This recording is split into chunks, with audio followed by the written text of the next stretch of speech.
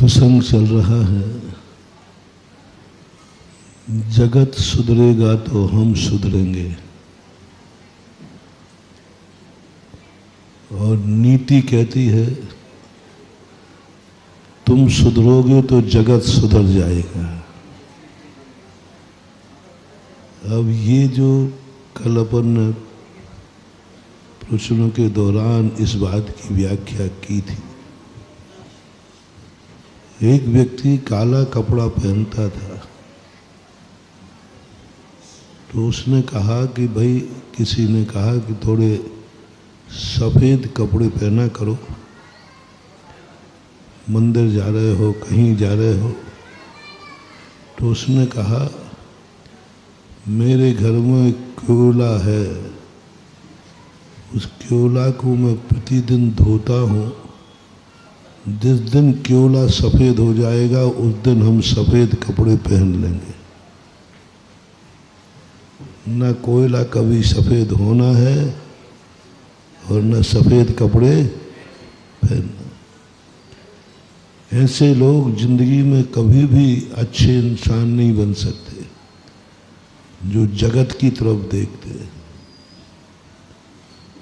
सोचते सारा जगत ऐसा ही है तो अपने को होने में क्या बाधा है। सारा जगत ऐसा कर रहा है तो अपन को करने में क्या बाधा है।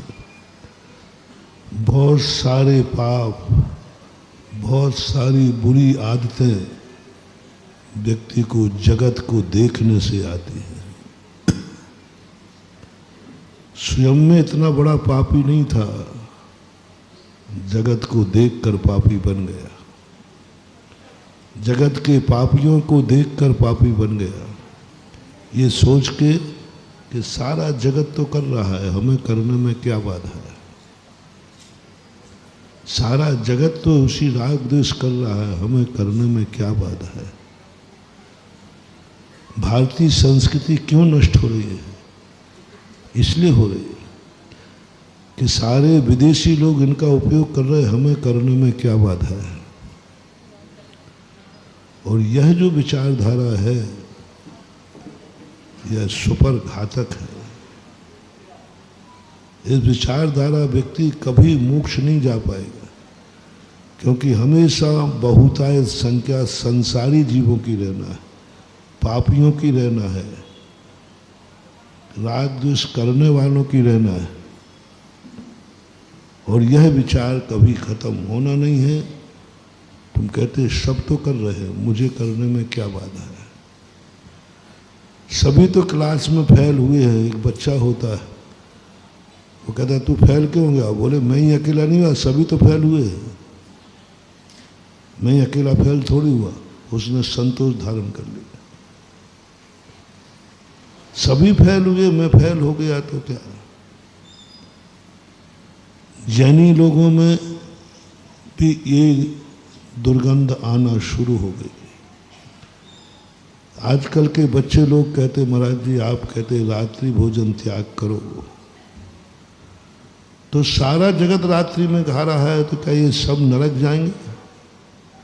सारा जगत खा रहा है, सारा जगत आलू प्याज खा रहा है तो क्या ये सब गलत कर रहे हैं? सारा जगत दुनिया भर के कार्य कर रहा है और आप हमें करने के लिए मना करते हैं। सारा जगत शराब पी रहा है, इतनी शराब बिक रही है, सारा मुल्क शराब पी रहा है तो हमें पीने में क्या बात है। सारी दुनिया गुटखा खा रही, महाराज आप हमारे भली प्राण लेते हो छुड़ाने के लिए। सारा जगत तो कर रहा है, जो दुनिया कर रही है उसे हमें करने में क्या बाधा है। ये बहुत बड़ी चीज महानुभाव, सारा जगत कर रहा है, उस कार्य को तो हमें करने दो। बहुमत के हिसाब से बहुमत मीटिंग में ही शोभा देता है। धर्म और अधर्म की जब बात आए तो बहुमत मत देखना, क्योंकि सदा अधर्म का ही बहुमत रहना है। सदा साधु कम ही रहेंगे, असाधु ज़्यादा होंगे। धर्मात्मा सदा से कम रहे। चौथे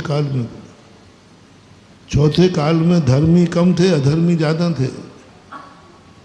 कोई काल ऐसा नहीं आता जहां धर्मियों का बहुमत बनेगा, हमेशा अल्पसंख्यक रहे। क्षेत्र की अपेक्षा देखो तो पूरे 3 लोक में सबसे बड़ा क्षेत्र संयमियों का है कि असंयमियों का? असंयमी लोगों का क्षेत्र पूरा 3 लोक भरा है। 3 लोक भरा है। संयमों के लिए तो कोई स्थान है ही नहीं। 3 लोक में एक भी स्थान नहीं है जहां प्रकृति ने ये कहा हो यहाँ मात्र संयमी जीव रहेंगे, धर्मात्मा ही रहेंगे। एक स्थान बताओ। मैंने पूरा चिंतन किया। संस्थान विषय धर्म ध्यान का जब मैं चिंतन कर रहा था, संस्थान विषय धर्म ध्यान कहलाता है 3 लोक में कहाँ क्या है,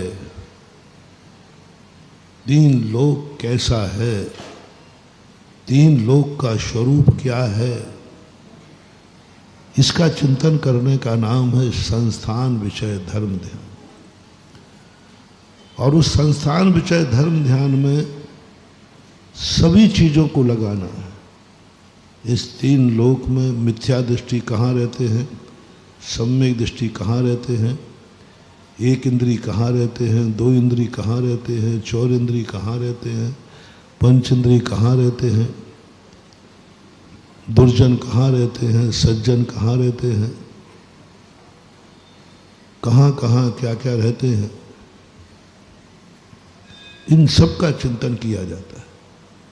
संस्थान विषय धर्म ध्यान एक बहुत बड़ा धर्म ध्यान है जो मात्र मुनि महाराज ही कर सकते हैं। जय जिनेंद्र। अगर आपको मेरी वीडियो अच्छी लगती है तो प्लीज़ मेरे चैनल को सब्सक्राइब करिए, लाइक करिए, शेयर करिए। इसी तरह से अपना प्यार मुझे देते रहिए।